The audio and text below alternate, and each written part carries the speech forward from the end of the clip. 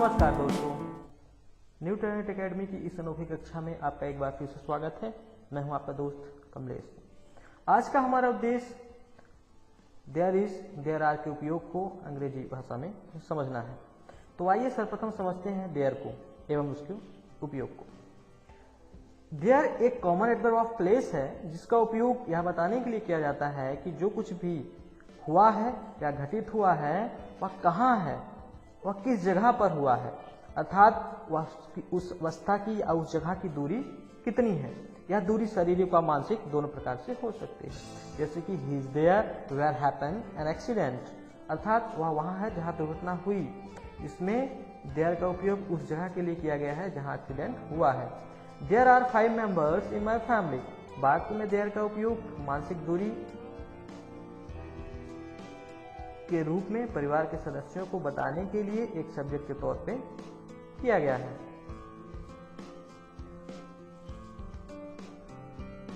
English वाक्यों में सदैव सब्जेक्ट होता है। जैसे he is a teacher, you are late, यहाँ पे ही एक सब्जेक्ट है, यू भी एक सब्जेक्ट है। केवल इंपरेटिव वाक्यों को छोड़कर जैसे कि गो अवे, प्लेट, अगेन। यदि हमारे पास सब्जेक्ट नहीं होता है तो हम ऐसे हालात में देयर व इट का उपयोग एक सब्जेक्ट के रूप में करते हैं। जैसे there is a car, it has 2 things. हम देयर का उपयोग एक दिखावटी सब्जेक्ट के रूप में करते हैं जिसके साथ वीवर का उपयोग किया जाता है। हम देयर इज और देयर आर का उपयोग सूचित करने के लिए व किसी चीज के बारे में वर्णित करने के लिए करते हैं। जैसे there is a new post office in the corner of the street, अर्थात सड़क के कोने पर एक डाकघर है। यहाँ पर हम सूचना दे रहे हैं कि पोस्ट ऑफिस कहाँ है। There is some water in the pool, अर्थात पूल में कुछ पानी है। यहाँ हम वर्णन कर रहे हैं कि पूल के बारे में कि उसमें कुछ ही मात्रा में पानी है। देयर इज का उपयोग सिंगल नाउन के साथ करते हैं। जैसे there is a post office. वह अनकाउंटेबल नाउन के साथ करते हैं जैसे कि देयर इज सम वाटर।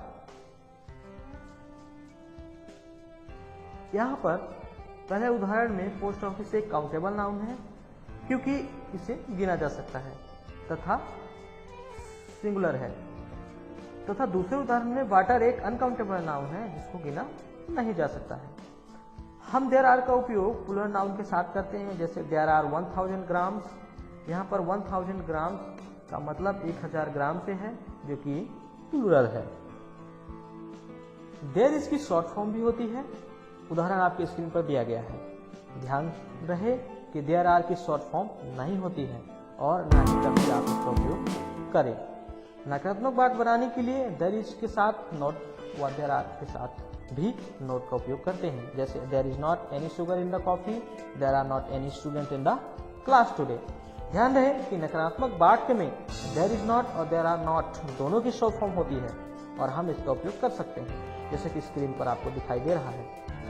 जब हम देयर इज या देयर आर के साथ प्रश्न पूछते हैं तो इज व आर देयर से पहले लिखते हैं तथा सवालों का जवाब शॉर्ट फॉर्म के साथ दे सकते हैं। उदाहरण के लिए आपकी स्क्रीन पर दिखाया गया है, इसे ध्यान से देखें और अभ्यास करने की कोशिश करें। हम देयर आर के साथ एनी का उपयोग करते हैं यह बताने के लिए कि मौजूदा वस्तु की मात्रा शून्य यानी बिल्कुल नहीं है। यहाँ पर हम शॉर्ट फॉर्म का उपयोग भी कर सकते हैं। जैसे there are not any people at the party, there are not any trees in my street. ध्यान रहे कि नकारात्मक वाक्य वीवर के बाद एनी का उपयोग करें तथा एनी के बाद नाउन प्लूरल हो अर्थात बहुवचन में हो। हम इसी तरह अनकाउंटेबल वस्तुओं की मौजूदा संख्या को शून्य बताने के लिए आर नॉट की जगह पर इज नॉट का उपयोग करते हैं। जैसे there is not any water in the pool, यानी यहाँ पर पानी एक अनकाउंटेबल नाउन है एवं इसे गिना नहीं जा सकता है। There is not any sugar in my coffee, अर्थात कॉफी में चीनी नहीं है। यहाँ चीनी की मात्रा शून्य है जो कि एक अनकाउंटेबल नाउन है। यदि हम मौजूदा वस्तु की संख्या जानना चाहते हैं तो हाउ मेनी का उपयोग देयर आर के साथ करते हैं। मगर ध्यान रहे हाउ मेनी के बाद उपयोग होने वाला नाउन होना चाहिए।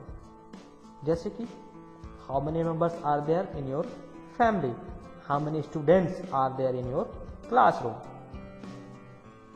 इन दोनों वाक्यों में यदि आप ध्यान से देखेंगे तो पहला वाक्य में परिवार में मौजूद सदस्यों की संख्या हम जानना चाहते हैं तथा दूसरे वाक्य में कक्षा में मौजूद विद्यार्थियों की संख्या जानना चाहते हैं। दोनों का जवाब है there are 20 students in my classroom.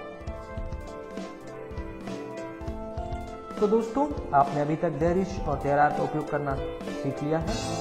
यहाँ पर अभ्यास के लिए आपको एक एक्सरसाइज दी जा रही है। निर्देश को ध्यान से पढ़ें और जवाब दें। 1 मिनट के बाद आपको इसका जवाब दिखाई देगा।